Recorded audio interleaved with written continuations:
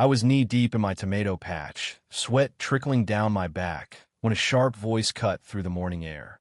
"You can't grow that junk here. This isn't some backwoods hick town." I looked up to see a woman in flashy sunglasses, arms crossed, glaring from the edge of my property. Her name was Victoria Caldwell, and she was about to turn my quiet retirement dream into a nightmare. I wiped the dirt off my hands and stood. "Actually, I can. This land's been a farm for over 50 years.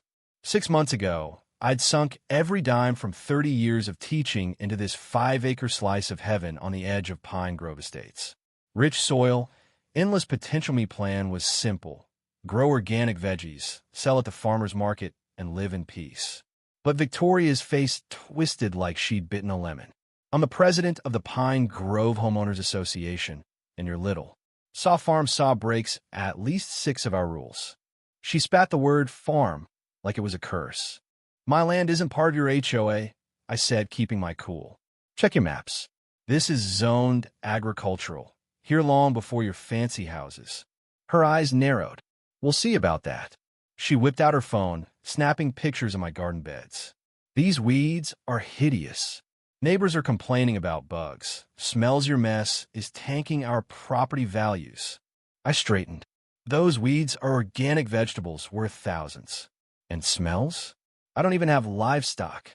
She scoffed, storming off in her pristine heels, Leah VYing me with a sinking feeling. That night, I spread my property deed across the kitchen table. Clear as day. My land was outside HOA boundaries, zoned for farming. I snapped photos of every page, just in case. 3 days later, a fancy envelope was taped to my door, notice demanding I cease agricultural active ties within 14 days or face due law 100 daily fines. It rambled about approved landscaping and neighborhood aesthetics. I called the county records office. "Mr. Thompson, your land's definitely agricultural," the clerk confirmed. "The HOA has no power over you." Relief hit me like a cool breeze. I wrote a polite letter, attached my zoning docs, and hand-delivered it to the HOA office. A week passed with no reply. Then, my neighbor Mike stopped by while I was harvesting peppers. "Heads up," he said, leaning on my fence. "They were trashing you at the HOA meeting. That Victoria woman's got a vendetta. Apparently, she called my place an eyesore farm and rallied the board to take action. Some neighbors defended me, pointing out I wasn't in their jurisdiction, but Victoria acted like my letter never existed. That evening, I shelled out for 4 security cameras. Pricey, but Mike's warning had me on edge. Good thing, too.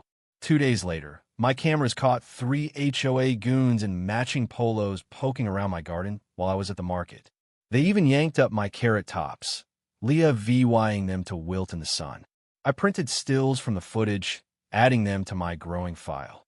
The next morning, another notice arrived, declaring my farm a public nuisance, with due law 250 daily fines, retroactive to the first letter. Victoria's handwriting scrawled at the bottom. "So maybe now you'll take us seriously." So I called my lawyer friend, Lisa. "Don't pay a dime," she said. "They're bluffing. Post no trespassing signs and send another letter, certified mail." I did both, hoping Victoria would back off. No such luck. 3 days later, I woke to the roar of machinery. In my pajamas, I sprinted outside to find 2 landscapers with weed trimmers eyeing my tomatoes. "Stop," I yelled. "This is private property." They showed me a work order signed by Victoria, claiming the HOA hired them to clean up. I pointed to my signs. "This isn't Pine Grove land. Leave, or you're liable for damages." They backed off, but I was shaking as I called Lisa. "This is war," she said. "We're drafting a cease and desist." That afternoon, I hammered bright orange survey markers along my property line and hit a trail camera in a tree. But Victoria wasn't done. I was in town buying supplies when my phone pinged with a live feed from my cameras.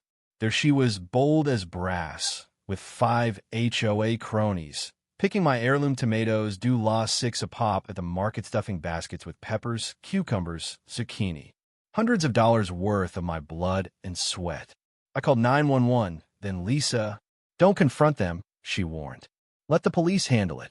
I sped home, heart pounding, REVYing just as Victoria's crew moved toward my prized tomatoes. "Stop right there," I shouted, leaping for my truck. 6 baskets overflowed with my produce. Victoria smirked. "Since you won't maintain your yard, we assumed this was going to waste." Her treasurer, Richard Hayes, bit into one of my purple tomatoes, juice dripping down his chin. My VY sound blurred with rage. "This is theft.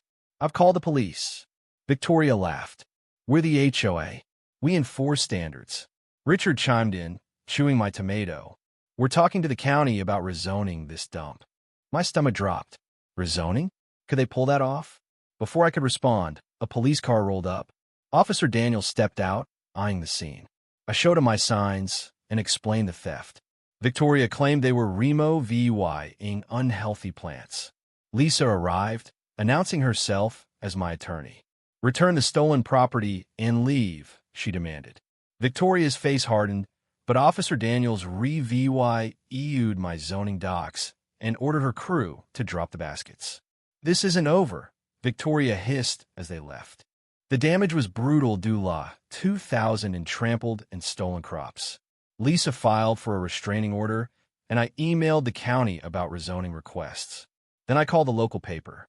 A reporter, Jenny Lee, came out, eyes widening at my security footage. "They just took what they wanted?" she asked. "Like they own the place," I said.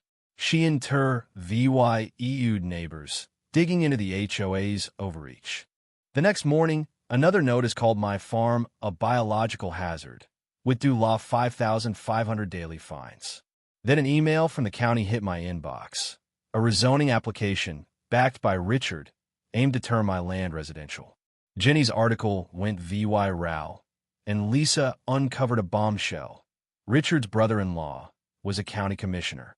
This wasn't just harassment, it was a scheme to force me to sell for condos. I fought back, posting a sign. Saw Pine Grove HOA. Dula 50 per item, Dula 500 trespassing fee. Cameras 24/7.